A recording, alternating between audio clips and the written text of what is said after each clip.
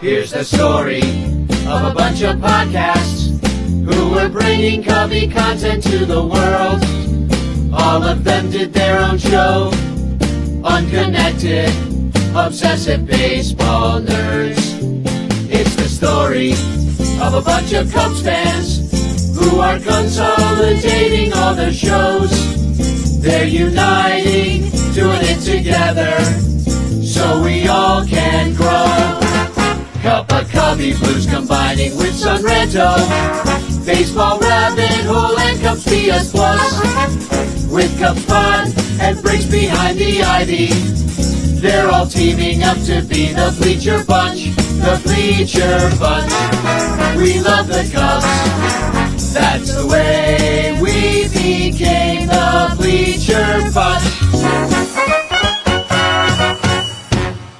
Welcome to the Bleacher Bunch on the Fans First Network. My name is Danny Rockett, and this show is brought to you by our Patreon supporters. Find out how you can support us at patreon.com/BleacherBunch.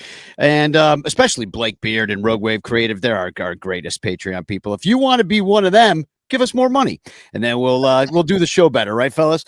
So I want to introduce everybody that's here because we are pretty much represented for a fair amount of the podcasts that are on the Bleacher Bunch. First and foremost, we're kind of meeting on air here in a way.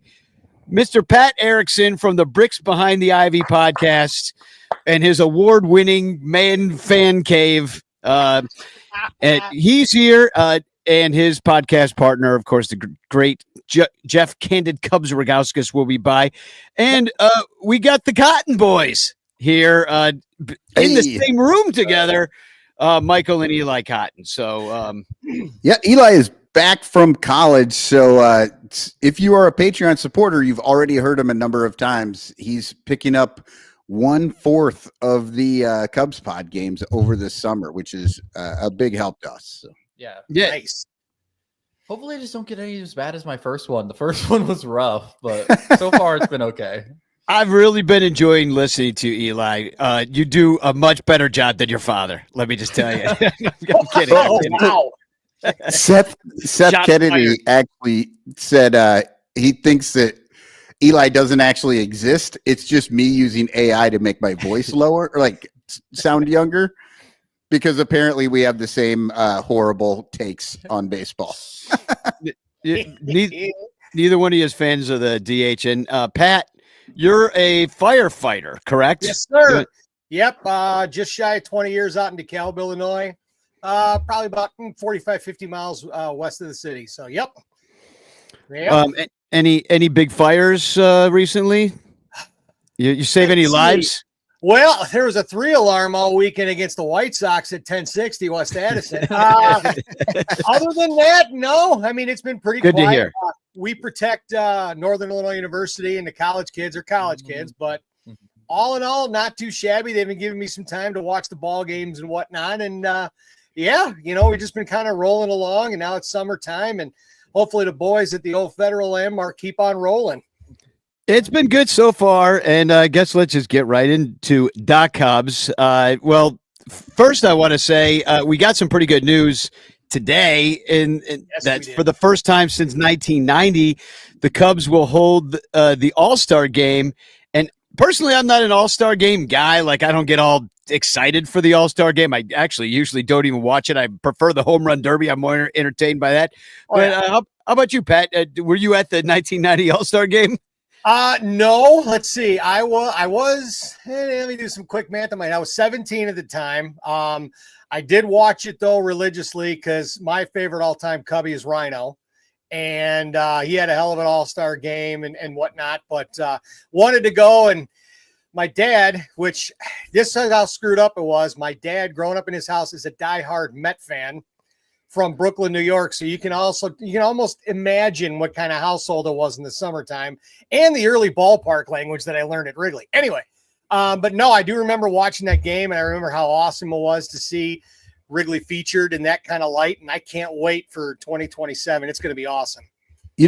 Speaking of the 1990, and you're a big Rhino fan, I think he won the home run derby that year, didn't he? Yes. I think he hit 3 It was like it was like 3 or low 4 number. Yeah, Yeah, it was Dawson, really. It's not the numbers you see today. Absolutely not. Dawson played in that one too. He was a NL All-Star that year. Yeah. And the other Cub, I don't think he was a starter, but was it not Dunston? Was it? I'm looking it up right now. Who would it have been? Yeah, there was somebody else. The National League only had 2 hits in the entire game. They were from Lenny Dykstra and Will Clark, a famous Cub killer, Will Clark. Will the Thrill. Oh yeah. Yeah, I don't see another. Sean Dunston. It was Dunston. Okay. Went 0 for 2. So, and Sandberg started the game, went 0 for 3. Yep. And Dawson went 0 for 2 with strikeouts. So yeah, the Cubs did not show up at Wrigley that night. The AL scored 2 runs in the 7th. That's all that happened. And I don't know. The AL used to win all the All-Star games, if you remember. I think they've still got the all-time series. So Eli, how old were you in 1990? Negative what? Negative 15. And it sounds like I didn't really miss much. 2 home runs for a win in the home run derby, and 2 hits over the entire game, neither of which by Cubs players. So like, hopefully this All-Star game will look a little better. I mean, life before you were born was incredibly mundane. I'm telling you. Yeah, it was. I mean, we were excited about those 3 home runs. I mean, we used to get nuts 3 home runs. Like, way to go, Rhino! You win. No, I do find it funny. Like, and Danny, I'm not like a huge All-Star guy either, but they got the All-Star game because they finally had lights. Right? It was the 1988. They finally got lights, so they were able to have an All-Star game, and so they got it in 90. I think the Ricketts were hoping they were going to get an All-Star game right after their rebuild of Wrigley, but it's going to be what, 12 years? Yeah. 12. Yeah. Cause I think 15, maybe 16, they were finally done. But like, I didn't know if they were ever going to go back to Wrigley. Cause it just seemed like they were, even though they had just redone the whole stadium, they just didn't want to do it. It seems like they since 1990 though, I swear that like the entire rest of the league has replaced their ballpark at least once. So like I feel like they just keep doing that, and then they had that one in like Dodger Stadium because they wanted to go to LA. Like I feel like half the time it's just like, the MLB higher ups are just like, where's the best place to vacation in July? Or to make money. I guess the complaint is that they can't really control the entire area. Like they can't lock down all the streets. There are private people's apartments. Like Ken lives right outside the bleachers. It's like it's a neighborhood. So I don't know what kind of lockdown situation they're going to manage to do on the streets, but I guess they figured out something enough to be able to get the game. I mean, it should be. I mean, here's the thing, and I see it in the chat. Lockout. That might be the lockout year. So it would be pretty Cub-like to finally get the All-Star game, and then the whole season is bagged. So as Harry would say, boy, oh boy, oh boy. Yeah, no way. Exactly. God, the good Lord hates the Cubs. Oh my God.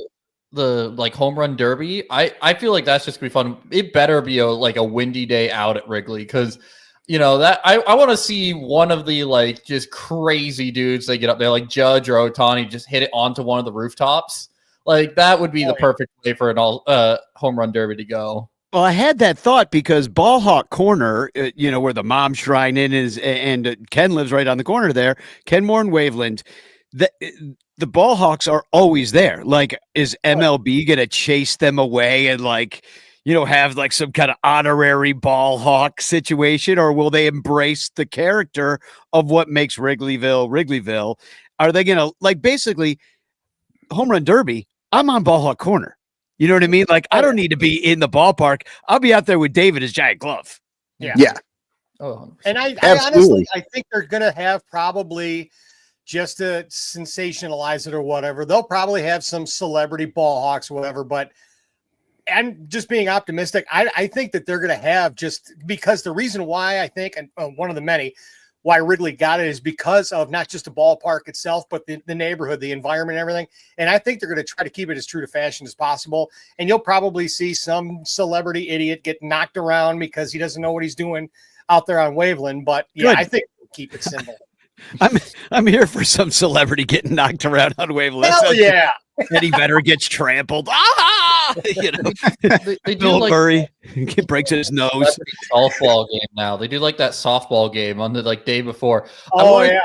I want to see them just like all before anyone gets on the field. They all got to take a shot of Malort, so they're all like drunk and like half throwing up as soon as they get up there. That would be a true. There we go. Pat's got his Malort out. I mean, really, what they should do is, I mean, it's softball, but are they playing like Chicago style 16-inch softball? That would be awesome. That actually would be really cool to showcase a little bit of the Chicago. And what would be really great is if they brought in like a local just beer league 16-inchers and they play it against whoever their celebrities are. Get Pat's fireman team. I bet you they're good. Pat, get on the horn. All right. You want your fire department against the Wrigleyville. Oh, fire. hell yeah.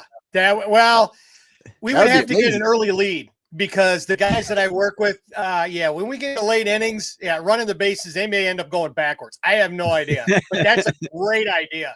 I would love that would be so cool. Yeah. Oh, that would be so awesome. I mean, to bring the history of Chicago even further with the 16-inch game. Oh my God. And honestly, that would be something that they should do every year, regardless. During the All-Star break, is have that fire department play 16-inch softball against just one of the celebrities. Well, no, I was going to say one of the many fire departments do a charity thing, and they can have celebrities on the team or whatever, things like that. But I think it'd be cool if they just did like the Wrigleyville Fire Department just against one of the other fire stations in the city. They should do it in the World Series too, like just the fire departments, like for New York against the fire department for LA or something like that. That'd be good. That would be fun too. That would be a lot of fun. But speaking of versus, we just won 2 or 3 against the Marlins. I think we should maybe talk a little bit about that. There was a pretty heartbreaking loss on Monday where the Marlins walked off on us. It just really kind of came and stole it right from us. And then there was a blowout game where we just like kicked the crap out of them. What, it was 14-1 was the final. And then there was a pretty tight game that Cade Horton, who's now up with the team, pitched, and they won 2-1 and managed to take the series. But why are the Marlins so annoying? I don't know. Like, why are they so hard for us? I don't get it. I don't get it. I mean, it's a young team. And I mean, if you look ahead in a crystal ball, a team's going to be pretty good here in a few years.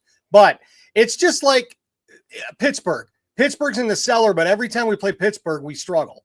I don't know what it is about the Marlins, but yeah, we were lucky we got out of there with 2 out of 3, especially game 3 really made me nervous that it was that tight. And I mean, a win's a win, but if you're only winning 2-1 against that ball club, there you need to examine a few things. The 9th inning was especially terrifying just because like every single out, it was a 1, 2, 3 inning. Every single one was a pop fly, and each one just slowly was getting further into the outfield. And I'm pretty sure if they had a 4th out, the 4th batter was going to hit a homer. Yeah, it was a little too close for comfort. And I don't know, I guess the Marlins have enough pitching to get through the Cubs lineup, but we're a little banged up. Ian Happ, Moises Ballesteros went down for Happ coming back, which was kind of expected. But Ian Happ doesn't quite look like he's back. I don't know if he needed to take a little more time or maybe even some rehab starts in AAA. Just came right back to the team. But he misjudged a ball the other day in the outfield, and I don't think he's gotten any hits, has he? Or I don't even know. I don't believe so, no. No, I think he's got at least 1. I thought maybe 2 over the games. But yeah. It hasn't been a lot. I think he's reached base like twice. I don't know if that was like a hit, a walk, like fielder's choice. I think he's been on base a couple times. He's reached base one time. Okay. He's got one hit, and he's reached base one time. So he's 1 for 10 since he came back. But I'm not going to give him shit about that. I'm just saying he's back, and Moises Ballesteros is down. And it's not like Moises Ballesteros was really great, but he was fun to watch, and he did have a few hits, all singles, and he was involved in some plays that were instrumental in games, whether or not they were good plays or not. Like, I don't know, like, there's a fielder's choice where we end up winning the game. Cause remember that play? I'm trying to remember what that was. I'm pretty sure that Moises Ballesteros had the fastest one shoe run to first of all catchers in the league. God, so, that's amazing to have your. He lost a shoe. That's hilarious. Yeah, that was like his first hit, right? So it wasn't even a hit, it was an RBI. It was his first RBI. He hadn't gotten his hit yet. Oh, okay. Wow. But yeah, that's amazing to just have that shoe. It reminds me of Kyle Schwarber, because every time he would try to make a catch in the outfield, he seemed to lose a shoe or something. But it made us when we were sitting in the bleachers watching this. I was with that London Cub fan Sean, and we were talking amongst all the bums about an all fat team, because oh yeah, and it's really hard to we really had trouble getting a center fielder and a shortstop. It was difficult. Some chunkier guys, but I think to get to center field, you're gonna have to get back into like the 20s or something. Back when some guy had a glandular problem. Yeah, they didn't work out. Yeah, exactly. But no, but it was nice to see Moises up here. I mean, he makes great contact. I think he'll be back. Maybe he's a trade piece to get some pitching. Honestly, the contact was kind of hurting him. Almost like he was just able to get to every ball he swung at. Like he was just able to get to it, but he wasn't necessarily getting good wood on those because he was just getting to the ball versus picking a good pitch to really rip on. Right. I mean, I'm not worried about him too much because we've seen from Shaw, like Shaw will look even probably just as bad, if not worse, than Ballesteros at the plate. And now, like Shaw went down for about a month, and he's back and he's doing good. So I bet Ballesteros could probably do the same thing. I think he's just like your first time up there, especially with the positions he has put in like the first couple of games. Like, I feel like that's a lot to deal with for your first time. Oh, yeah. Well, and then look at what, when Shaw went down, I mean, there was reports on the Score and on Marquee and everything that he went down and he actually tweaked his swing a little bit. They did a side-by-side video of it and they changed it a little bit. And he was hitting like 980 OPS in the minors. And when he got called back up again, who knows if they're going to do the same thing to Moises? Maybe have him tweak just a few things, not much, because he's got, the power behind it with the exit velocity, but maybe they'll tweak a few things too, like they did to Shaw, and we'll see. Well, and the thing with Moises too, it's like he actually. I mean, it's a totally small sample size, but he walked more than he struck out too. So it's not like he doesn't have the eye. Like he struck out one time, the whole time he was up. Once in 18 at bats or 20 plate. Wait, 18 at bats or is it 18 plate appearances? 18 plate appearances. Yes. So I mean, and you're only going to strike out one time. That's insane, especially since every time somebody comes up, we always talk about how they're striking out like 40% of the time, and we hope that they can get it down to 25 or something. Right. And you brought up Matt Shaw, and I guess it's the leg kick. I mean, I'm already sick of hearing about the stupid leg kick. It's like, because it's the first thing they said in Japan. They're like, he's got this leg kick, it'll never work, and then it didn't work, so they sent him down. Now he's got a new leg kick, and I'm like, feel like I'm watching the Rockettes changing their choreography here. It's like, you got to kick on the 3. Not on the 2. Exactly. Kickball change 1, 2, 3, and bunt. By the way, speaking of bunting, the other night during the blowout, did you see PCA square up to bunt against the position player? He made the guy laugh. because he let off the inning and he's like, oh, I'm going to drag buds on you. They were all having a good time. Yeah. By the way, 5 of those runs that we got that night, it was a 14-1. 5 of them off their second baseman. So I don't really count those as much as other runs. Yeah. And those guys do tend to have fun when they go out there against the Cubs, right? You see them. We saw this with the Dodgers too. The guy's out there, he's pitching, he's having fun, he's throwing the ball around, but then the Cubs just beat the crap out of those position players. And by the time they're done, they're like, this game sucks. Screw you, Cubs. It's almost like Little League where they're looking for the slaughter rule so they can go back in and get some juice boxes. Yeah. I mean, I think it's partially because, like, especially if this one, I feel like it's because the Marlins, and they're like, we just lost this one because we just got that, like, just random, we get back into the game, we get the lead, and then we lose it in the 9th to a walk-off. It's like, nope, we're just going to make you feel every bit of pain that we did after that walk-off. Mm-hmm. But seriously though, I want to see more batters go up and hit with their other hand. Like back when I remember the time when Baez, he went up against a position player and he swung left-handed. I want to see PCA bat righty. Oh yeah, that would be fun.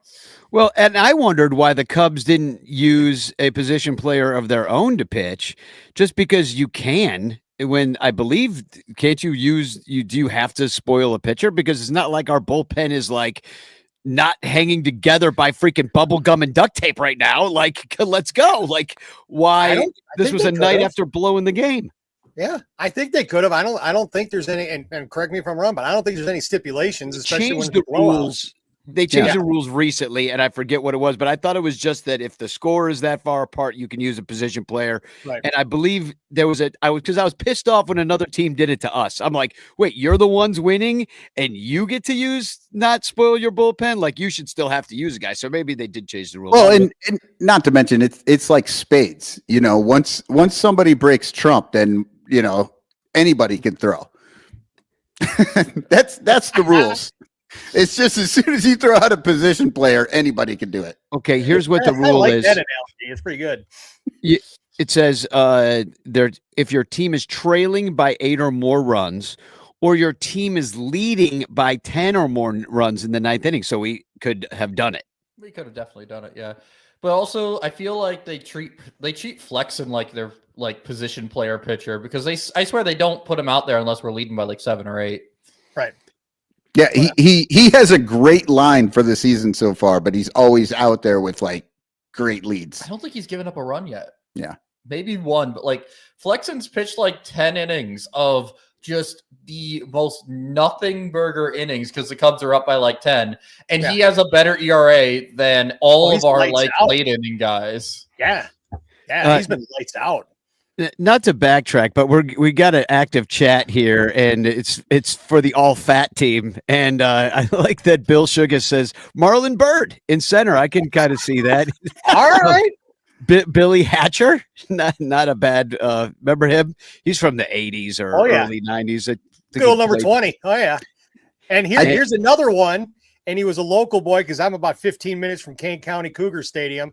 Cougar turned Cub, Danny Vogelbach. Oh yeah. He's played first. I had more rolls than a bakery. Good Lord. You're going Vogelbach at first. You're going Jake Berger from the White Sox at third. Wow. That's bookends right there. Good Lord. there was some good. There was a guy. Do you remember Jumbo Diaz? He pitched for the Reds. Yeah. Yeah, that was not his God-given name, Jumbo. And it wasn't an ironic name like they tend to be when you call it, like a giant man tiny. Right? No, that was a straight up 1920s nickname. Oh yeah, your nickname is Three Finger Brown. Why? Because you got 3 fingers. You got 3 fingers. Your name is Jumbo because you're jumbo size. Jumbo McGillicuddy, come on down. They had to get a whole new size ordered for the jerseys once he came in. Oh yeah. Right. That wasn't his name. That was the size of the jersey. He had it on inside out. You by Omar the Tent Maker. All right. Come on. Yeah. By Coleman Camping. So So I wanted to ask you guys what you think of Cade Horton so far. I mean, he had that one outing and where he gave up the home run in New York, and that was his big mistake. And then he had another outing in between at Wrigley, which I think it went well, but a couple of blemishes. And then this last one seemed to be the best one so far. I mean, honestly, I think he's doing a good job. I mean, we're having to mash unit this pitching staff. And the good thing is that with what with Boyd and Colin Ray are doing, it kind of overshadows, and it's almost like it's putting less pressure on Cade. And I think he's doing exactly what he needs to do. He's plugging those empty holes that we needed to, especially with Shota being out till mid-June now. His control is really good. I mean, the home runs that he did give up, I mean, it was a couple of, one was a hanging curveball that, I mean, my 16-year-old daughter could have probably teed off on Sheffield. But other than that, I mean, I think he's doing, pretty decent. I mean, granted, it's a small sample size, but it's what we need right now. We need the guys to fill the holes in our rotation, and Cade's doing just that. Yeah, and he's also he's doing better than the numbers are showing. He gave up three runs in the Mets game. That was a single home run against Francisco Lindor. That's tough in your first ever appearance. Yeah, then he goes in against the White Sox. Wind is blowing out like crazy. And he gets homered twice on by Miguel Vargas. He's great to the rest of them. And the second home run by Vargas only goes out on a day like that. And not to mention his defense, for whatever reason, the defense just doesn't want to show up when he's on the mound. He should not have gotten an earned run in that Marlins start. He should have gotten 5 shutout there, or 5 and a third, I guess. But that first one, they failed a double play earlier, and they score a run because Matt Shaw threw Michael Busch off first. That should not be an earned run. That should be an unearned run right there, because that's on Shaw. That's not on Horton. Yeah. And I guess Cade Horton was a second baseman and converted or an infielder. Third baseman. Yeah. So he's out there making plays himself. So that's kind of nice to have another. He can do whatever he wants. He's a third baseman. He was a pitcher. He was a quarterback. He could do whatever. Yeah, he wanted. Yeah, that was one of the stories they told about on the broadcast, was that he wanted to play quarterback at Oklahoma, but he did not get the opportunity, so he just went ahead and pitched. Yeah. The hit and run on the score with Bruce Levine, it was a couple weekends ago. He said that, and he said he was really, really disappointed because football was his number one love, and he just fell into baseball, and it's been history ever since. So I will say, watch out, Caleb. Maybe we got a backup quarterback for the Bears. Who knows? I swear, so many times though, this is one thing I will say is that I've just thought about it because I saw people talking about the DH and whatever. And I've noticed that ever since the DH has come in, we have more and more people talking about, oh, well, look at this pitcher. They hit in college and they played positions in college. Paul Skeens apparently was a catcher at one point. Cade Horton's playing third. All these guys are in here doing all this stuff. And it's now we're hearing about all these guys who could maybe hit. And it's oh, well, now we hear them. Now it's gone. Of course we do. Yeah. Oh, yeah. Yeah, I don't think I would have ever imagined that. I'm more surprised than anybody that that's the way it is. Yep. Oh, yeah. No. So the big thing I saw with Cade is, even with all the trouble behind him, some of the home runs he's given up, the dude just nothing phases him. He's just right back in it. Good point. He just throws.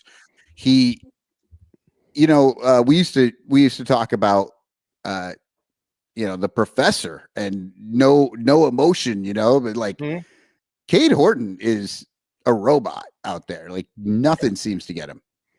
Yep. Yeah, and the nice thing about a lot of times with rookies, you see them, they come up and they walk everybody, and they lose, like you said, they lose their poise on the mound, and they start missing their spots. And Cade Horton did not walk. What did he give up? 3 total walks so far, and that's in 3 outings. That's pretty damn good. Yeah, and for a rookie especially, and for anybody really. I mean, half these guys walk 3 guys a game. They walk 3 in a row. Yeah, and not to mention, I'm pretty sure 2 of those walks came in the Marlins game, which I'm not saying that he necessarily had calls go against him, but I'm saying CB Buckner was behind the plate, so who knows? Like, he's legally blind. like, Yeah. yeah. So if you're gonna give up more, if you're gonna have like 2/3 of your walks, Exactly. if 2/3 of your walks are when CB Buckner's behind the plate, that's not an issue. Yeah, no. So yeah, exactly. They should have a special stat, like the XCB, Well, what's his FIP XCB? If you take all CB Buckner's calls out of it, Angel you take Angel Hernandez out, Well, now I want to look and see which pitchers are the most like unlucky sons of bitches who gets paired up with CB Buckner like every 5th day. Like, can you check and see like which people have to like get CB Buckner and Angel Hernandez every single week? You imagine being a pitcher in a dugout, and all of a sudden you look and you see who the home plate umpire is like, crap. Oh man, we're in for it tonight. Yep. Yeah. So someone else is in for it tonight. I forgot to say this at the beginning of the show, but hashtag Chance in the chat. Tom Cooper's here saying it. You can win a Frank Chance postcard sent to you by me with a message of love and doom. I saw some complaining back in the chat too. People that did not get their Chance postcards. I've been moving, people. Trust me. Give me. They're coming. Joey's here saying Chance. Thanks for being here. Look, you win the postcard. You do not get. We are not delivering overnight. This is not Amazon. Yeah. This isn't the Pony Express. What the hell is this, FedEx? Come on. I'm not wearing brown shorts and driving a brown van. Forget about it. God, I just want to work there just to get the brown shorts. You know what I mean? Just to work there one day, get the brown shorts, and quit after my back breaks. But my favorite part about that is that you think you have to get a job with UPS in order to have brown shorts. Yeah, that's the only one way. You can get it. Just get them. Yeah, you can get them, but it's not acceptable to wear them unless you're like a former UPS driver. Yeah, you need the street cred to be able to wear those. It's cultural appropriation. Yeah, it's cultural appropriation to wear brown shorts. But unless you crap your pants, then it's then you got different problems. But so Seth Kennedy is also here. Artie Boucher's here. So thanks for being here, guys. And also, I was going to say after the show tonight, I'm going to head on over to the Discord. We haven't done it in a while, but figured have a little chat over there, talk to you guys. If people want to show up, great. Hang around for another hour or so. So yeah, hashtag Chance in the chat. And Ragauskis, he was in the chat as well, I saw, saying that he's having trouble getting his son to sleep. So said sincerely the BBTI research team, which may or may not be Candid Cubs, while trying to get their son to sleep. And that the research team said 50% whiff rate on the changeup in his last start, up the usage from 6 to 19%. So seeing improvements as well. Yeah. Look at that. The thing. The changeup did not exist in the minors. The changeups just kind of come out of nowhere. He was known as a 3-pitch guy with like a curveball, slider, and a fastball. And then he's just like, I'm gonna throw this changeup. And the first guy he threw it to was Juan Soto. And he's like, well, Juan Soto swung and missed on it, so it's probably pretty good. Yeah. By the way, Mets fans are losing their mind about Juan Soto right now. It's really entertaining. He's batting 243. He's only got 8 dogs, I love what the Yankee bleachers did the other night when they out the entire right field, they turned his back on Soto. That's awesome. Oh, man. Well, they first of all, the Yankees had him for 5 seconds? Yeah. And he was barely a Yankee, so it's not like, if the Yankees would have offered more money, he would have been a Yankee. Yeah. Like they shouldn't have turned their back on Juan. Yeah, exactly. Half the time, I think these guys don't even have that much control of it. The agents are telling them what to do. Anyway, what else did I have in this little rundown? Oh yeah, Kyle Tucker. He had a little momentary blip in his season where he just didn't do much for the team. Now he seems to be back, hitting dogs. Suzuki freaking looking good, hitting dogs. But I did see something interesting today about Suzuki splits being a little bit different this year in that he's mashing lefties as you would expect, but the righties not so much as before. So it's just something to watch, I guess. I don't know if anybody's concerned. The Cubs are facing better righties than they are lefties. Like I could be completely wrong in this, but I feel like the Cubs been facing like some aces on the right-handed side. Then the lefties come up and they're like just like fourth rotation guys. They have jobs because they're lefties. Yeah, those sort of guys. So it's like I don't think the Cubs have faced anyone like a Max Fried or anyone like that who's actually like a lefty ace. So yeah. Well, and with some of the times that it looks like Suzuki is faded and he's not really doing much, and then you look at his numbers and he's got 12 donks. Like he's hitting. He's still doing it. He just kind of disappears for, I don't know, like 3-4 games, and then he's back for like 2 games, and he just can't. He did it in Pittsburgh. Yep. He just went off in Pittsburgh, and then he was kind of gone again at Wrigley. Yeah, not to mention, as Patrick's mentioning in the chat, he is tied for the lead in RBIs with Judge right now. Yeah. And RBIs. Yeah. Well, but the thing is as well is that who's this Gen Z lame-o with your stupid stats? Yeah, here's the thing, right? Is that I feel like people say all these sorts of random garbage about how RBIs don't matter and stuff. Well, the thing is I feel like Suzuki, even when he's not hitting, he's hitting more sacrifice flies than anyone else in the league. Yeah, moving them over. Yep. Yeah, like I swear, like he'll go up, he'll be 0 for 4. Or he'll be like 0 for 12 for an entire season and entire series, and he'll have like 5 RBIs because over that series he like hit 5 different sacrifice flies. Yep. Yeah. Well, and the other thing that I've been noticing, we were actually talking about the Firehouse yesterday, Suzuki, and it's been clearly obvious these last few games.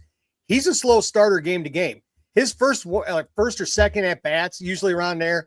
Slow, whatever. He usually is getting all these hits, all these RBIs, all these homers later in the game. If you track that and look at that statistic, and I can have Jeff, maybe, hey, Jeff, when you get the kid down, take a look at this for me. Exactly. Let's see some. The reason the kid won't go to sleep is that this is on. Exactly. Jeff's sitting there right next to the kid's head looking up stuff on his iPhone. Yeah. His son's like, Uncle Pat is on the TV. I want to watch it. But yeah, I mean, Suzuki he's a late hitter when it comes to game by game, So I like what you're saying here. Move him down to the 8 hole like they did to Swanson and just watch him. Look what happened. Start teeing off. Yeah, not saying, just saying. But yeah, they moved Swanson. Now he's back to his Atlanta Brave form. Maybe we need to do that with Suzuki. Well, Yumper puts in the chat that Suzuki has 12 bombs already this season, 9 away from his career high, which I hadn't really even thought about that. But yeah, he's on track to go over 30. Over 30. Yeah. 9 away from his career high, and it's May 22nd. Yeah, that's 50 games. Knock on wood, because I swear he's been close a couple times, but then like he gets injured at the worst times, I swear. Yeah. So this is the first full spring that he's actually played. Like he's started all these seasons, gotten that oblique, been out for a month and a half, and then it took him another month to rehab fully, even after he came back, and then he would start killing baseballs again. So if he can stay healthy all year, I mean, possibly 40 homers out of that guy. I don't think that's out of the question. Not to mention, he's actually been playing some good outfield. We finally got to see him play some outfield, not just be our DH all the time. He's a good lefty. He's a good left fielder. Yeah, I'm not crapping my pants every time a fly ball goes out to Suzuki anymore. That's great. Yeah. I think left field might be, a good fit for him. Obviously, that's never going to happen again because unless, Hap just needs a day off or something. But he looked pretty good out there. Yeah. I mean, I will say after like they put him in left for a little bit, like even when Hap's back, they have starting Suzuki and right and giving Kyle Tucker more days at DH. So like, I swear he went out there and showed them like, hey, I can play a position in the outfield. You can give Kyle Tucker days as a DH. Yeah. And that might have helped Kyle Tucker honestly get out of his slump even because like he kind of started getting going again once he started getting more of those DH days while Hap was on the injured list. Yep. Yeah, and the other thing about Say out there that I mean he gunned down that runner at the plate, and just overall, like I think Hap's got a good accurate arm, but I would say that Seiya Suzuki, overall has the way more of a. I wouldn't even call it a cannon, but Oh, that was a laser to home. Good Lord. He throws faster and harder, and without like bouncing 17 times like when Hap throws it. So like that's always come helpful. Come on. Yeah. It'll get there. Oh, Dansby went and picked it up. Oh, all right. That's nice. So I just got at some point they should just have Hap throw it to PCA so PCA can gun it in. Exactly. Flip it like they do when the guy's hurt. Like, remember that? Wasn't there a situation where a dude was hurt and I thought about that as soon as you said it. I can't remember who it was. Who was that? Do you remember? It was a Cub too. Like, no, it was a Cardinal. It was Randall freaking Grichuk, and his arm was broken, and that's right. Do you remember that? That was, and he just went like this. It was almost like he was running the option out in the outfield, and he just side shuffled it over, and then they got it in. Yeah, yeah. It was like some Jim, like when Jim Abbott. Remember the pitcher that had the one hand? Oh yeah. Like he would like do this flip thing with his glove. It looks similarly. So I just got some bad news, and that Billy Devore might not be able to come on time because he's going on stage right now as we speak at a comedy club. I don't know how long it's going to be until they boo him off the stage and he can come on the show, but could be another 15 minutes or so, which puts him way towards the back of what we're trying to do here tonight. Anyhow, So in other words, stall. We have to find more things to talk about. Oh my God. What will we do? Exactly. Gee, I don't know. Well, why don't we take a quick break and think about it and then come back and talk about a few more things that are Cubs related. Hopefully Jeff gets his kid to sleep in that amount of time and our stalling will be successful. You know what, Danny, before we go out, let me pop the Cubsler up here because we did the Cubsler on Sunranto show on Sunday. I just want to share it out there if anybody has a chance to thinks they know who this might be. The Cubsler is up and down at the plate. Roy hit 23 bombs and All-Star in 08. Zorilla Award for this phenom, but just good, never great. Career 12 years long. Cubs got young Brigham in trade. So, and that's on if you are a Patreon member, it's out there in Patreon, so you can look at it, or you can always jump back on here and do a screenshot of this so you can look at it. I'll put it out on Blueski as well. I'm out there or at get it. Cubes Fan if you want to find me, and I'll put it on Bleacher Bunch. So but enter. And then you send an email to sunranto@gmail.com, and we'll pick a winner later on. We've had a couple entries already I've seen come in. So yeah, we've had one through through the Discord as well that had it right. So right on. And what else I want to bring? Oh yeah, the Matt Kammer permanent painting that's of the Bleacher Bum Band's opening day show is still for sale. I know Matt's got a couple of them left. I finally ordered mine, but I'm gonna drop a link in the chat. It's only $20 plus shipping, which is really cheap for a concert poster, especially one that is my band. So free. It was a free show on April 4th. You might have not been there, but there's a giant Chicago style hot dog with the name Bleacher Bum Band in there. And you want to commemorate this day because it was opening day at Wrigley Field for the year that the Cubs won the World Series in 2025. So get it now because you'll be looking for it after they win the World Series. Like, how do I get that opening day poster? And you can't. It's too late. You have to buy it off me for $3,000 at that point. That's how it's going to work. To get. So it's already on eBay for $3,000. He hasn't even gotten it in the mail yet. Nope. Exactly. Bidding war. Let's go. So we're going to play a quick commercial for Patreon and for In the Clutch Shirts, which is Billy Devore's shirt company. He's going to come on because we're giving we got a PCA shirt giveaway that's also coming up. This next week, I think. So we'll tell you all about that. And so support In the Clutch Shirts, support us on patreon.com/bleacherbunch, and we'll be right back. The Bleacher Bunch brings you great shows like Sun Ranto, Cubs PS Plus, Bricks Behind the Ivy, Cuppa Cubby Blue, and Baseball Rabbit Hole. But you could be getting so much more when you subscribe to our Patreon page for as little as $1 a month at patreon.com/BleacherBunch. Get access to our exclusive daily show Cubs Pod, where we recap every single game. Plus, be the first to hear Cubs music, get early access to events, and receive an invitation to join our Discord Cubs community, where fans just like you show up every day to rant and rave about our beloved boys in blue. Most importantly, 10% of your Patreon pledge will go directly to help the Lost Boys Youth Baseball program. So join us. There are perks at every level, like the Renter Calendar, absolutely free, and name recognition for you or your business. We are independent Cubs podcasters, and we need your support. Otherwise, we'll quit. Seriously, we'll all quit. Some of us might even die from your lack of support. In fact, the cutest little puppy you've ever seen will die if you don't support the Bleacher Bunch at patreon.com/BleacherBunch. We promise to spend all the Patreon money on tickets and beer and all the dog crap we have to buy just to keep our podcast rolling.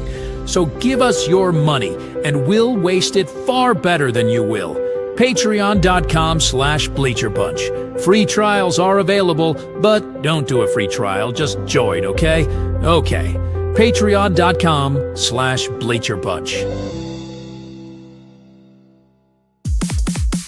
In the clutch, in the clutch. Buy t-shirts from In the Clutch. Take it from the Bleacher Bunch. You'll love the shirts from In the Clutch. In the Clutch shirts are comfortable, stylish, and guaranteed to get you laid. Plus, they're proud sponsors of the Bleacher Bunch. Use promo code Bleacher Bunch for 10% off your purchase. Nice to feel and soft to touch. That's why you will get laid so much. Wearing a shirt from In the Clutch. And you can thank the Bleacher Bunch. In the Clutch, in the Clutch. Buy t-shirts from In the Clutch. Remember the code Bleacher Bunch. Save 10% at In the Clutch. In the Clutch. In the Clutch. In the Clutch shirts actually not really guaranteed to get you laid. And we are back, and we are especially back because joining us now is Jeff Candid Cubs Ragauskis. What's up, brother? I feel like Ron Burgundy right now. Like, I'm out of breath. We can start the deuce. We can stop here. We can start the deuce. Hey, man, everybody just calm down. So, how's your night going, Jeff? How's your day going? How's your Thursday treating you? Your week so far? Not too bad, I guess. You know, like, I'm in one of those weird, like, parental moments where, like, my kids are having, like, a sleep regression thing that has been just taking away every moment of my free time. So, like, besides that, like, everything's good. I've been having sleep regression for like 12, 13 years now. Like, I can't get this one to go to bed ever. Yeah, like 2 a.m. walking around. Mine's playing MLB The Show right now, and he'll be up till about 1:32 in the morning. Yeah. See, that's what I used to do, but now my kids like don't go to bed till 10, so now I can't play video games like at 35. I like how Jeff is the one. He's like, well, that's what I want to do. Yeah. I'm trying to put my kids to sleep. So, well, welcome to this Cubs conversation we're having. Billy Devore is on stage right now at a comedy club somewhere in Cincinnati. And when the audience has had enough and they boo him off the stage, he'll be by to talk about his beloved Cincinnati Reds from the new Nasty Boys. But I did want to bring up that there's going to be a PCA T-shirt giveaway from In the Clutch. They just put out a Instagram about this. If you don't follow In the Clutch on Instagram, you should, because that's how you can win this PCA T-shirt. They've got one that says PCA is a vibe. And then the other one is like the old Mad Magazine. I was just going to say, is that like a Mad Magazine cover with the big ears sticking out? It's old school. Yeah, it's really they still old. Make Mad Magazine? Is that like a thing? I don't know. Eli, have you ever even heard of Mad Magazine? Yes, I have heard of them. Oh, Okay, yeah. I've heard about them. I think for like a year or so, I think with me and some of my friends, like the Spy versus Spy, that went around a lot. Like All So right. yeah, they're still around. I think they were introduced to it by their parents, but I know what they're talking about. So anyway, they're doing a giveaway, and I will drop the link in the chat of how you can join it. And yeah, I think you got to share it and like it, and then you win a shirt. So in addition, one of our Patreon patrons wins a shirt every single month as the Patreon patron of the month. So get in on that too, and Billy will be by to promote this a little bit more, but I like that Mad Magazine one. That's just I like anything that's a little different, you know. Yep. Yeah, that's a weird one. And Vintage, it's awesome. yeah. Now I obviously I can't read it, too small, but does it say what me worry on it? Like that would be amazing. I don't That believe was it always does. the Yeah. Alfred E. Newman thing. What? Me worry? Should say like hit me hurry. There you go. Hit me worry. Yeah, hit me, hurry. So back into the Cubs, I guess. Now that you've brought us, we brought you Candid Cubs Ragauskis. We've been talking about all good stuff. Are you going to bring up some more good stuff, Danny? Well, I was just going to bring up the bullpen because there's not good stuff. Let me preface it by saying I do not hate our bullpen. I think our bullpen is better than last year's bullpen. But is there room for improvement? Absolutely. Yeah. Do I feel like they have shown that they have some depth to cover some of these innings? Sure. But have some of these injuries piled up to a point that I'm starting to worry that we're going to run out of kind of luck at some point? Yes, we're 10 games above 500. I'm not going to complain that much. The offense, though, has really been doing all the heavy lifting as far as winning these baseball games. Oh, yeah. And when you get into a situation now where you have Porter Hodge on the shelf, Ryan Presley in his contribution has been questionable. He gave up a historic bad inning at one point when he looked literally unplayable. And then, Merriweather has not been as reliable. I mean, you can go down the list. So I don't know. How are you guys feeling generally about the bullpen? I know that's like a giant topic. Well, first off, Danny, in the rundown, you have Hodge hurt, period, Presley, ? I read that when I first saw it was Hodge hurt Presley ? And I'm like, what the hell happened? Like, is the bullpen getting like fighting out there? Feverishly on Bleacher Nation looking for a story. I was totally punctuation, totally capitalization. I mean, what are they going to do? What are they going to do? Ultimately, what are pen is tired? Yeah. Yeah, I feel like this is a perfect thing to share, given the punctuation issue we just had. And capitalization apparently is important too. As Matt Trueblood got me for having a tired penis this week. Yeah. I've been telling this joke for at least like 15 years. Our bullpen is terrible. Our bullpen is awesome. Our bullpen is, I even made shirts. One time, they might even still be available on Amazon. I'm not even sure. But we actually, the bullpen a couple of years ago, Bleacher Jeff had one. And one of the bullpen guys saw it, and I bought I don't know who they went to, but I bought 5 double XLs and 5 XLs, and I gave them to the bullpen. So I don't know who ended up with these things, but they all say our bullpen is our bull penis awesome. There's 10 of them to some relievers that were on the Cubs 3-4 years ago. And what they don't know is that there's another shirt that says our bull penis terrible. Yeah. That's for other teams though. We get that in red. That's not our bull penis. I do hope that one of them shows up to practice on whatever team they are on now wearing that shirt. And just it's universal. It doesn't matter where you're playing. You can just wear that shirt walking around. But how you feel? I mean, do you have any faith in any of these guys? Because that's my thing. It's I feel like they all could be good, and then they all could be bad. There's nobody that you can hand the ball to and be like, this is always his night. He's always going to be good. He's always going to be reliable. Every single one of them will be good 2 times and then absolutely terrible, and then good 2 more times, and then absolutely terrible, to the point where nobody ends up feeling trustworthy on any particular night because you don't know if it's their night to be good or to blow up. Well, I mean, that feeling isn't it's what you're seeing, and the stats are backing it up too.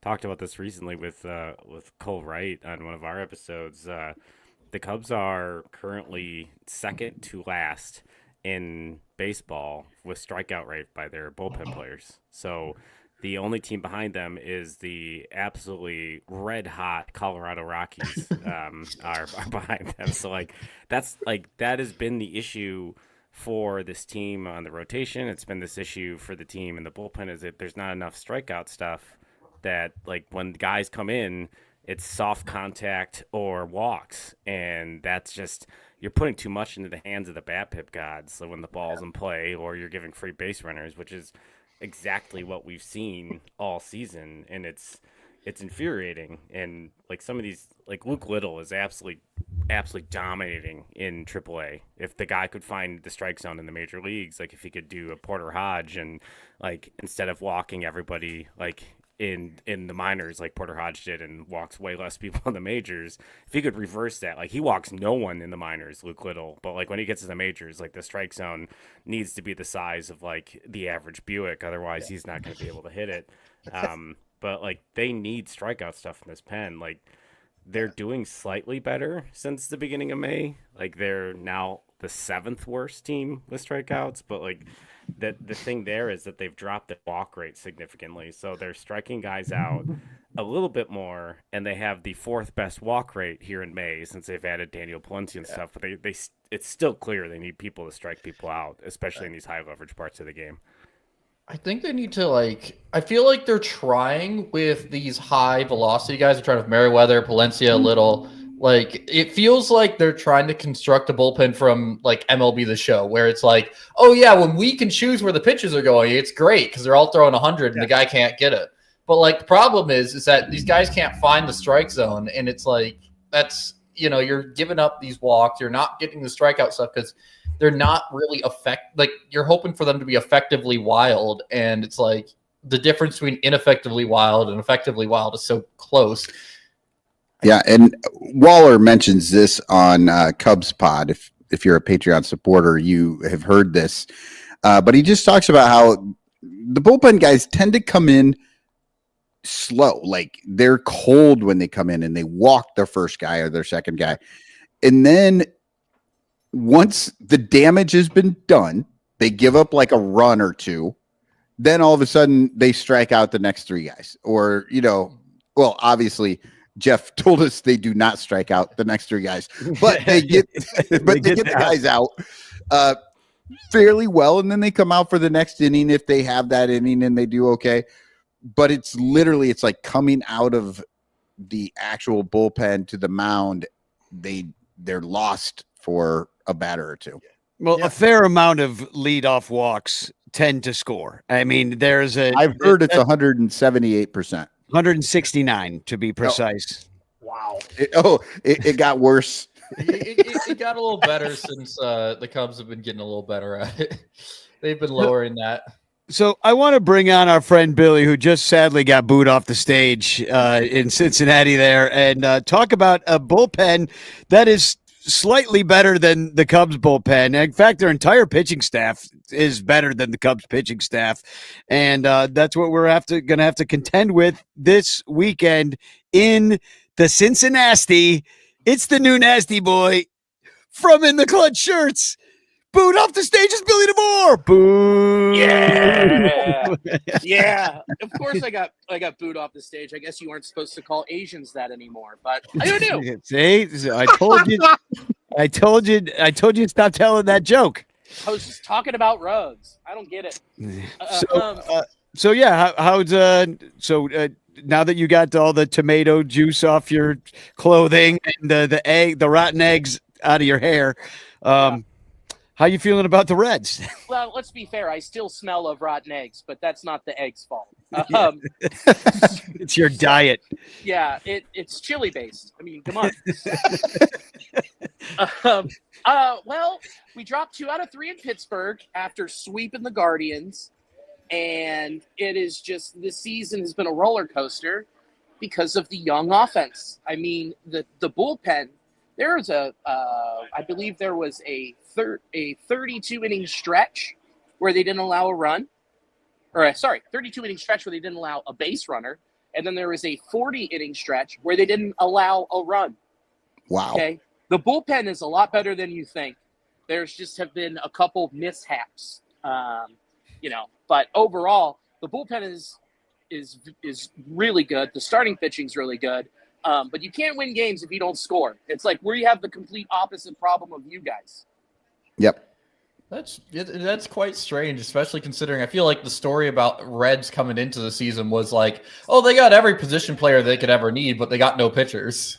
It's just the complete opposite. And you're playing a bandbox. Well, think about it. It's not sticky and humid here yet. Right. You know? I'm outside with a hoodie on. It's wet. It's 52 degrees. This sucks. So, So don't go out to the ballpark. You'll be miserable. yeah, well, I'll be there Saturday and Sunday. But dude, it's just been, Ellie De La Cruz, he'll go up there. He can go 3 for 5, 2 homers, 8 stolen bases, kiss a baby, and be amazing. But then there's nights where he's 0 for 5, 4 strikeouts, ground out. And it's just these waves of inconsistency. Slaps a baby. Yeah. Drop kicks a kid. You never know. Yeah. Pisses off the mayor. Punted Baxter. Yeah. Well, and overall, and overall, I'm looking at it. You're basically average in every single category this year so far. Even though you say it's been a roller coaster, ups and downs of getting to average. But that is average, Danny. Yeah, up that's and down.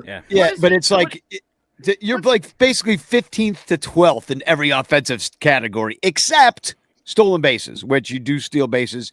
You have a fast team, so that's something the Cubs got to look out for, and the pitchers for that matter. Yeah, it's poverty baseball. That's how we play, baby. So stealing, rhyming and stealing. Yeah, because look who's in second place of stolen bases, the Pirates. Well, we're in third, I think. Yeah, you're in third. I was thinking about this today. Doesn't it remind you, and I know that not everybody remembers this, but that 1980s NL Central was like kind of a speedy bunch. You had Vince Coleman. Well, the Cardinals specifically. Yeah, they drove me nuts. Vince Coleman, Willie McGee. Bleacher bunch, not Speedy bunch. Oh, but the Reds even had Eric Davis, who at that time who stole a bunch of bases, and that was when the Reds were for some reason in the NL West. I don't know, like yeah, because our rivals, the Dodgers. Yeah, what? Eli, that's another thing. The Atlanta Braves were in the NL West. Like, did you know about this? Oh, like, I knew about it because I remember hearing stories about how the late '90s Barry Bonds Giants got kept out of the playoffs multiple times by the Atlanta Braves winning their division, which is just hilarious. Just hilarious to think about. It's just that's fallout though of the Braves technically being the Brewers for a long time, right? Because there's that West Coast Milwaukee team. Exactly. Yeah. See, there you go. Or when they were in Boston, Blackhawks, right? That's. It's still the case where the Astros are a AL West team, and so are the Rangers. Yeah, the Astros. I mean, the Rangers. I was on an Astros like, podcast a few weeks ago, and they were like, "Oh yeah, we used to get into it." I'm like, "What the hell are you talking about?" I'm like, "Oh yeah, they were in the Central Division by whole life." That was great. I mean, the Astros played the Cubs in Milwaukee. It was the best time. Yeah, the White Sox 2005 championship that nobody remembers was against the Astros. And they were representing the Central. Sorry, I don't remember the White Sox winning the World Series. Did that happen? I don't recall. That doesn't ring a bell. I have heard it's kind of like Shaquille O'Neal in Shazam or something like that. It's like a movie that everybody remembers that nobody has ever seen. Yeah, there was some Pope there. I don't know.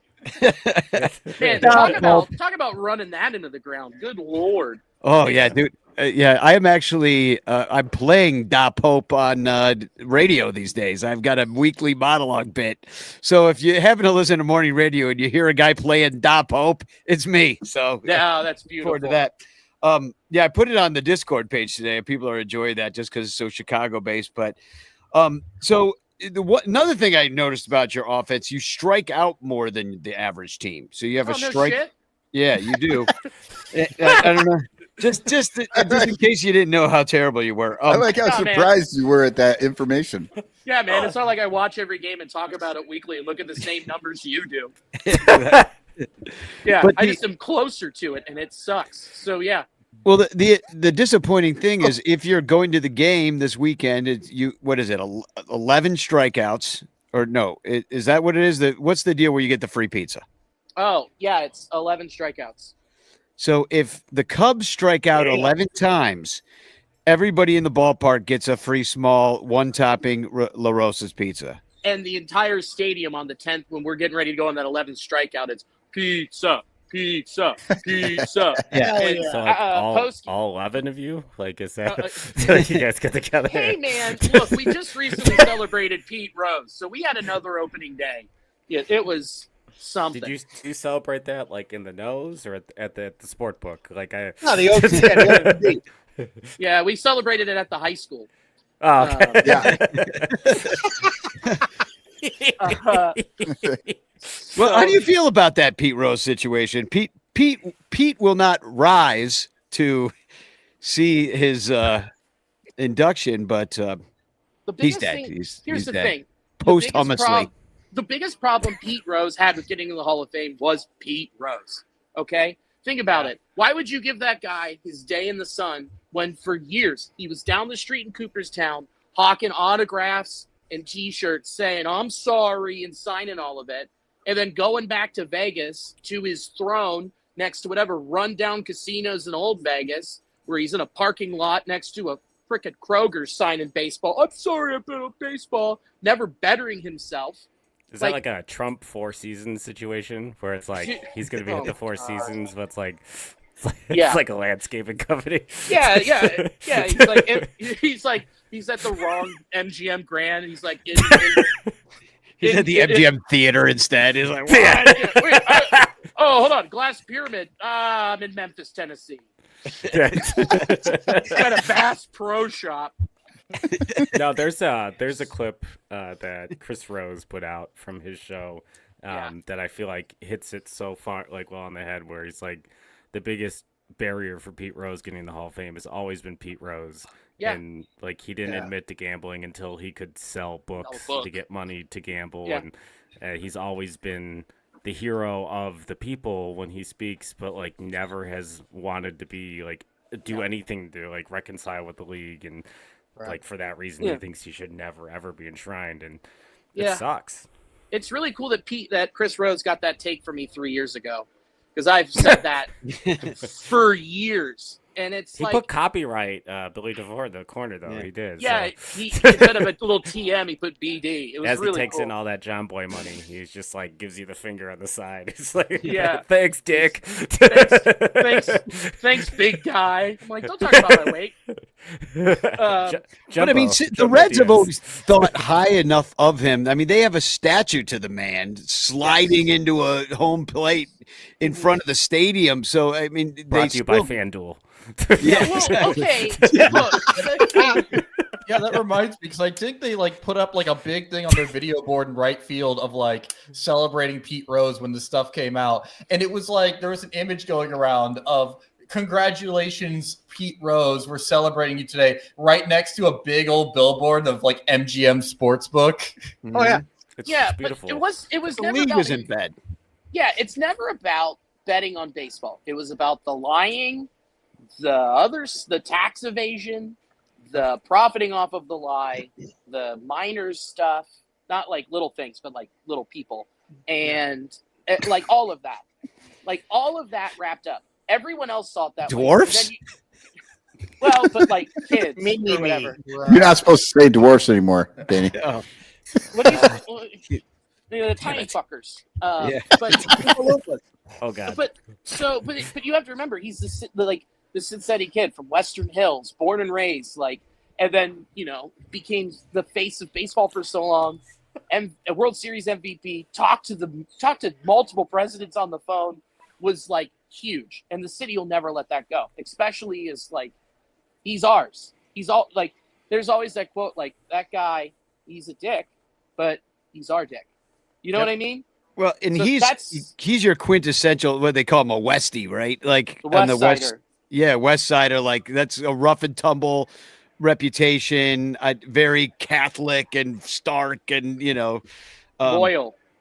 Yeah, so it's got its own, and he is one of those people. Is lying about things that happened, like that's so he fits right in. Yeah, exactly. Where do you think you learned how to do it?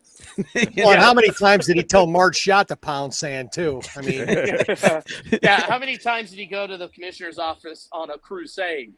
Yeah. Oh yeah.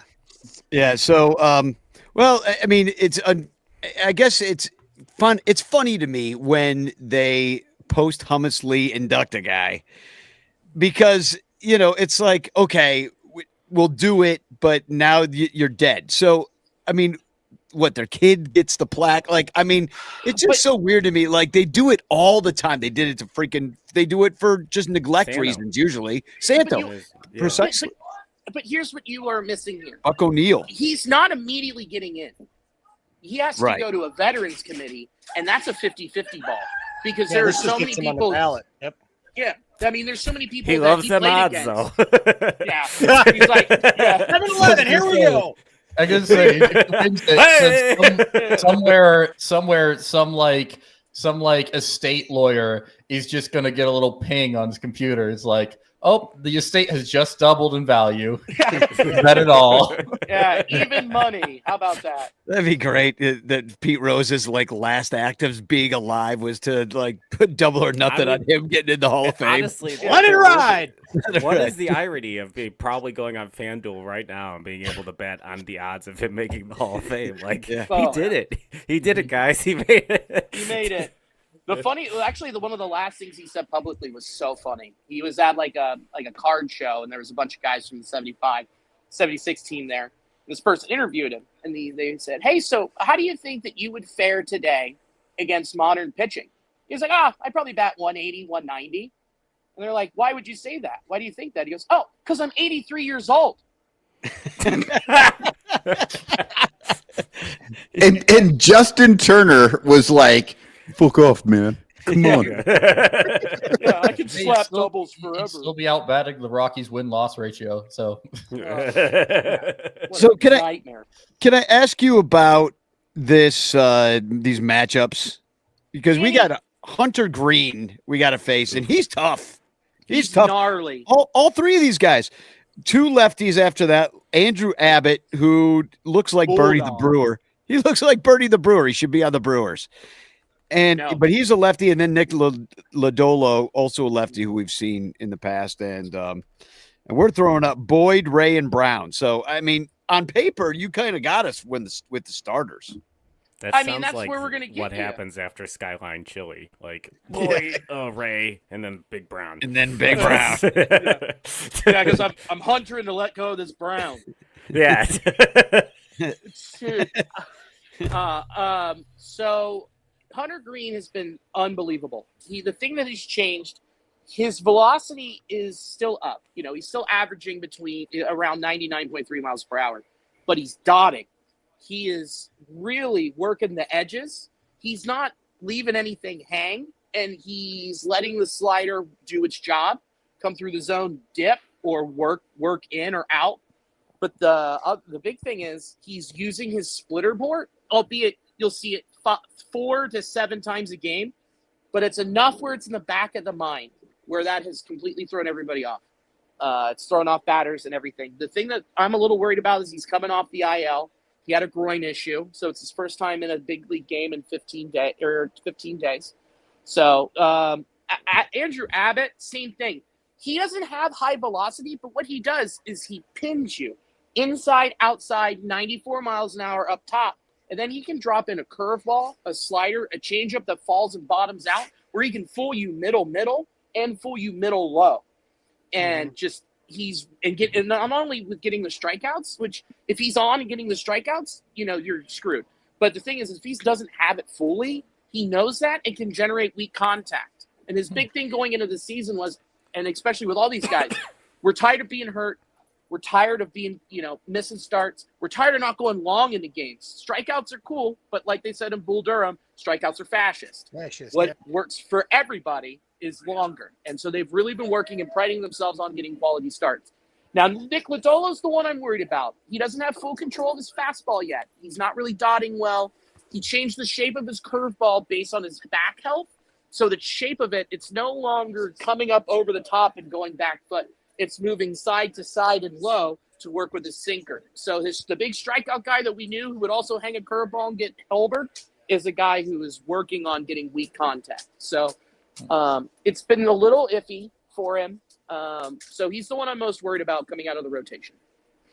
Hunter Green now for the audience is like top 3 in K rate in baseball, top 10 in walk rate, and top 3 in whiff rate. And he's hanging around with Cole Reagans, Tarek Skubal, Jacob deGrom, Chris Sale. Like that's a dirty list right there. The guy is locked in. You should also go look at his contract extension he signed in 23. Yeah, it's pretty.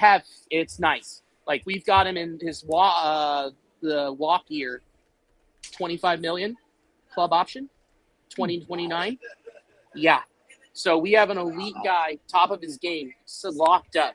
So they've done the right thing building around with this starting rotation. Yeah.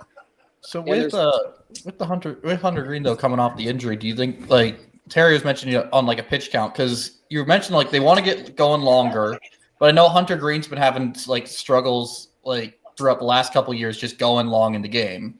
So like, do you think he's going to be like? Do you think you're going to rely more on the bullpen for that game, or no? I think that he'll be full go because it's just he's coming off of the IL stint.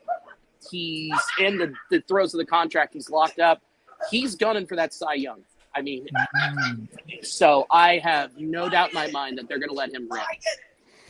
Well, it is the strength of your team. Meanwhile, we're throwing up 3 guys that could probably be in the bullpen. I like Matt Boyd, dude. I thought that was a great signing. He's good. We just don't know how much we're going to get out of him throughout the year, I think. We're riding the wave for right now. Him and Colin Ray, we're riding the wave as long as we can.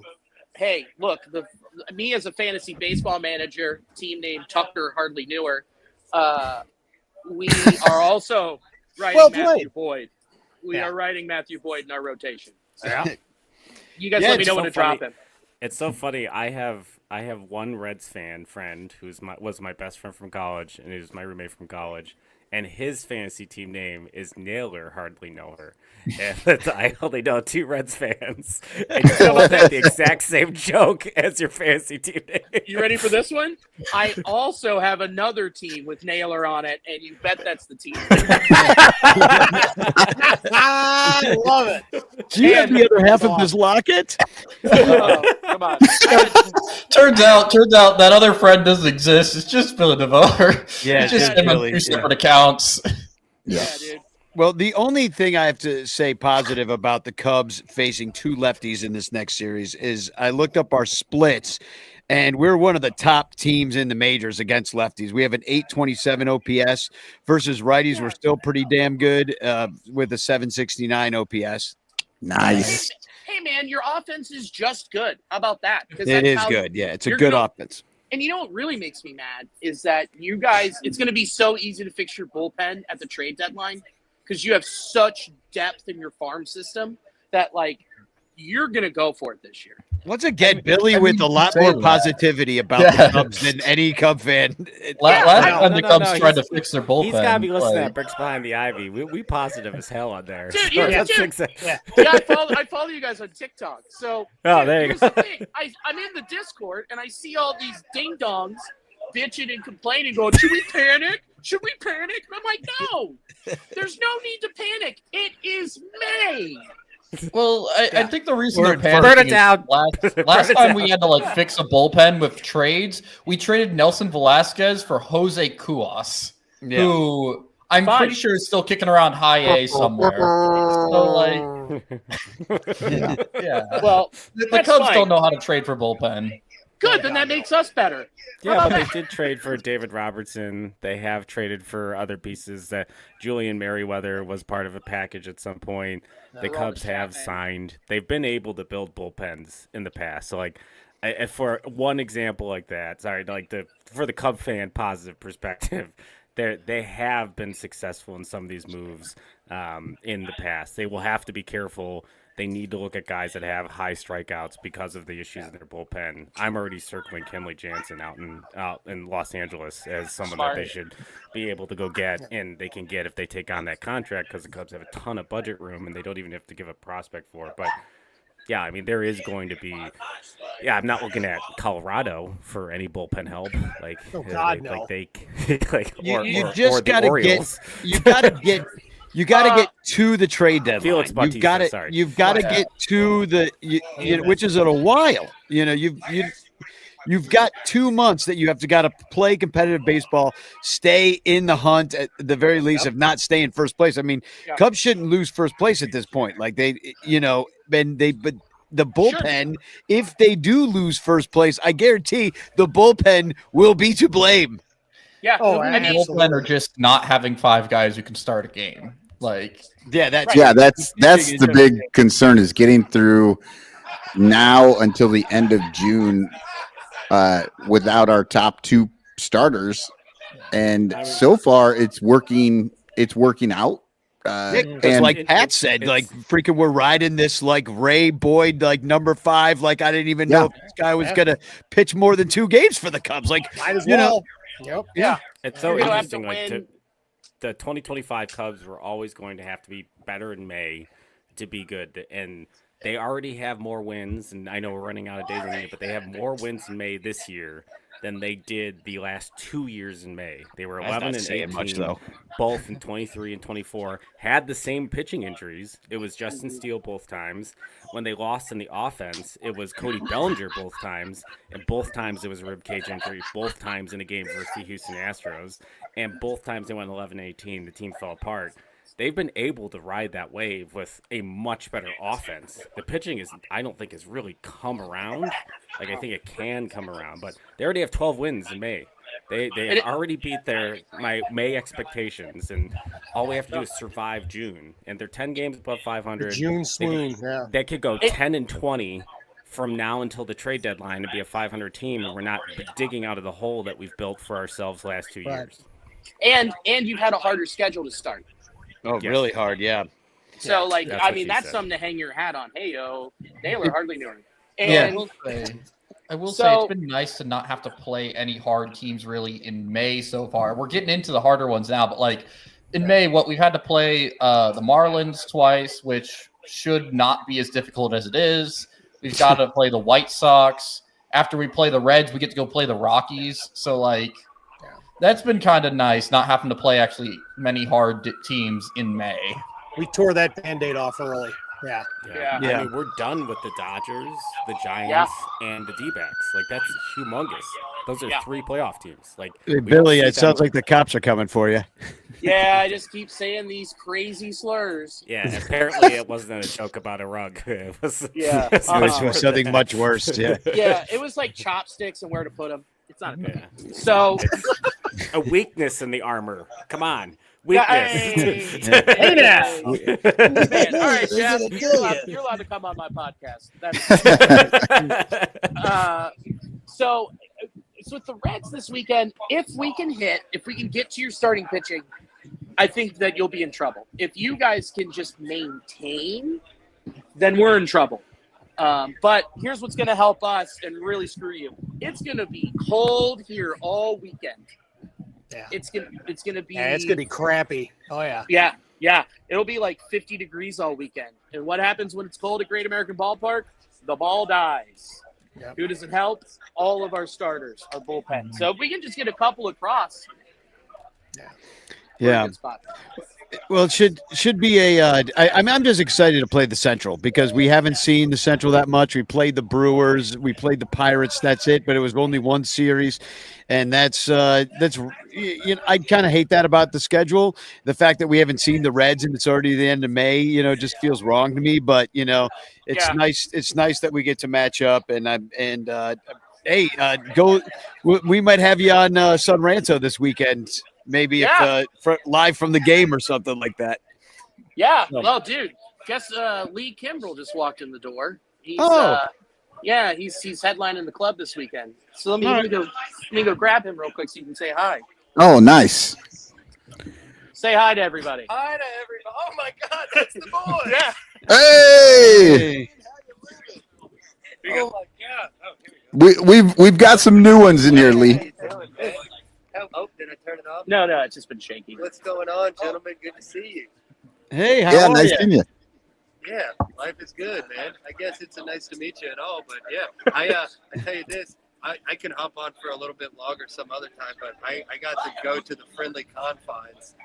Last time I was in Chicago, I was opening up for Theo Vaughn, and that fucker sang take me out to the ball game on the 7th inning stretch. Oh yeah, I was there at the game. You were there, awesome. dude. Okay, overall, what are the fans giving him out of 10? I won't tell him because he's super self-conscious. I would say he would get about a 9. I mean that was Come one of the on. No, That's high praise, man. you don't understand. He was in tune. He was in time. He didn't rush it. He didn't. He wasn't too back-footed on it. And was really, really into it. Like he was nervous as hell. And correct me if I'm wrong, but isn't he a Braves fan?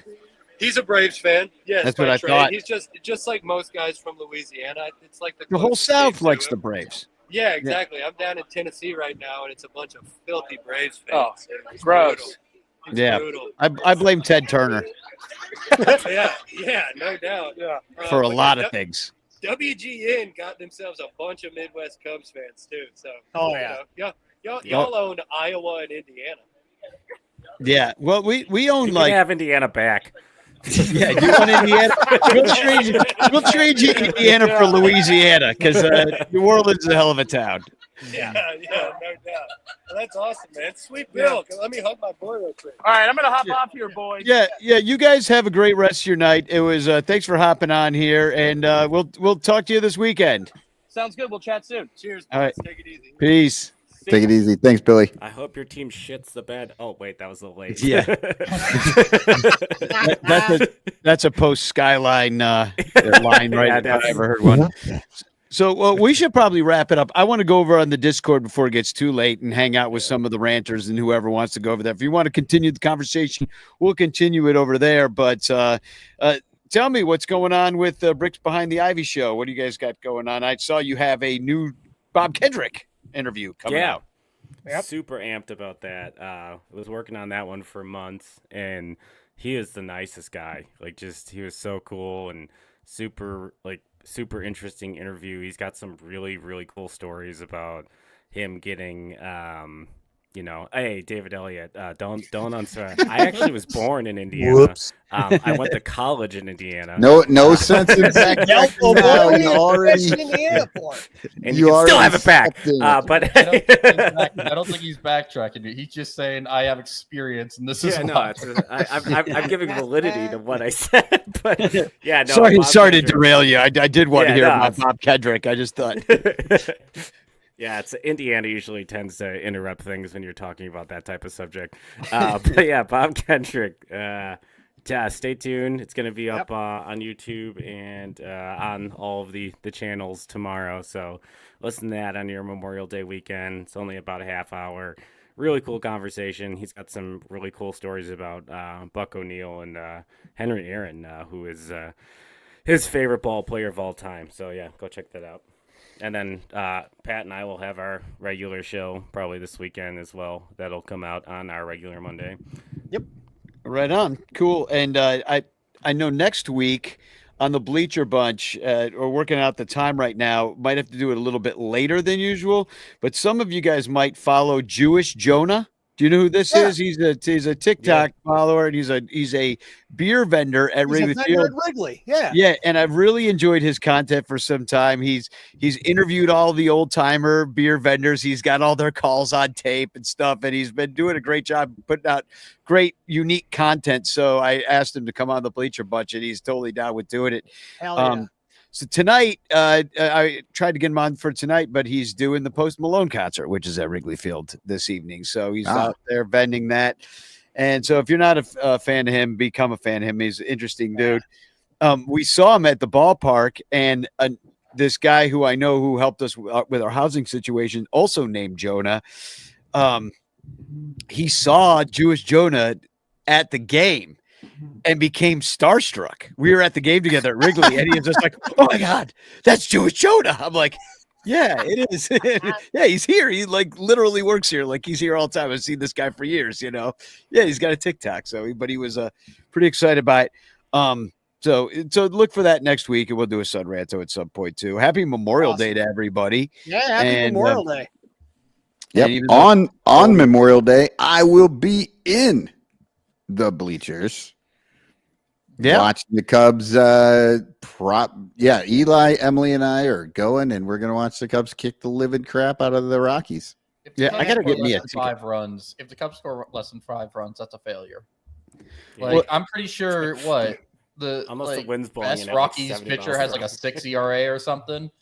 Like they've got to pitching in that ballpark in Colorado. You got to look at their splits to see who they really are, maybe. But I mean, Herman Marquez, who was supposed to be their like actually somewhat good guy, I looked at him recently. He's got an 8.28. Yeah.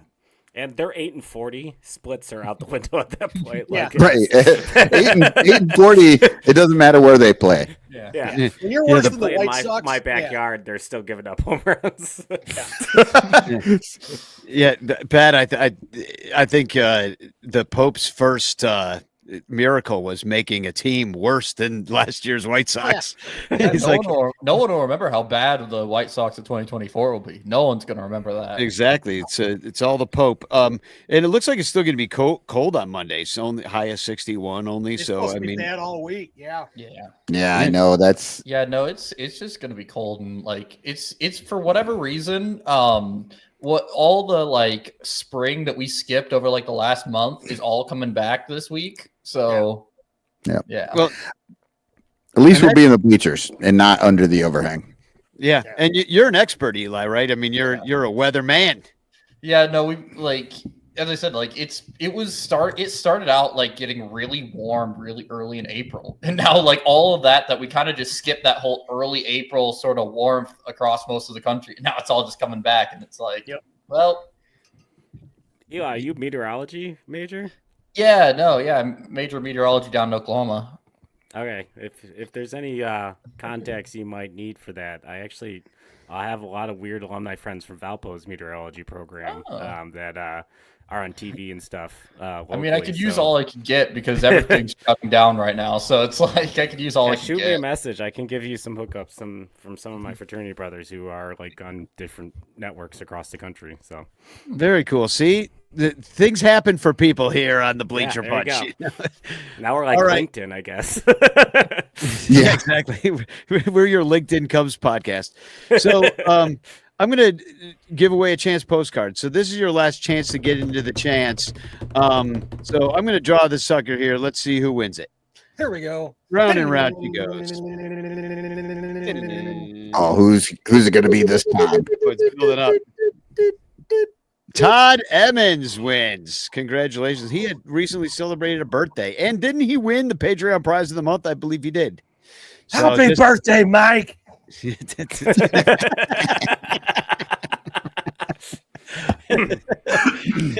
So Pat, I just had an idea of giving that away as like making it their voicemail on their yeah, phones. that's a good idea. You're a Harry Carey. Carey. I can't come to the phone now. I'm inebriated. Bye, bye. Before we used to give away Michael Cotton doing voicemail, screaming into your ears what we gave away on Sun Ranto. He would scream your name as loud and long as he could into your ear. Yeah. This is a much better prize, Michael. We should have thought of that. Hey, that's for Mrs. Cotton and Mrs. Cotton only. Hey, his son's in the room. Sorry, Eli. There's a reason there's a son in the room. He knows. That's why he's still up at 2 a.m. Oh, wow. It's Bleacher Bunch After Dark. But yeah, exactly. Well, let's bring this to After Dark. Let's go over to the Discord and hang out over there and continue the conversation. We can get as blue as we want over there. Not that we can't do it on this show. It's a Cub show. We can be as blue as we want here. Cubby blue. So, all right, there's your show.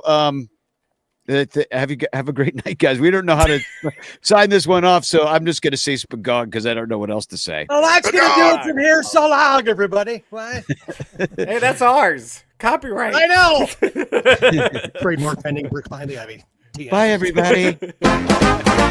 Here's the story of a bunch of podcasts who were bringing Cubby content to the world. All of them did their own show. Unconnected, obsessive baseball nerds. It's the story of a bunch of Cubs fans who are consolidating all their shows. They're uniting, doing it together, so we all can grow. Cup of Cubby Blues combining with Sunranto, baseball rabbit hole and Cubs PS Plus. With Cubs fun and breaks behind the ivy, they're all teaming up to be the Bleacher Bunch, the Bleacher Bunch. We love the Cubs, that's the way we be.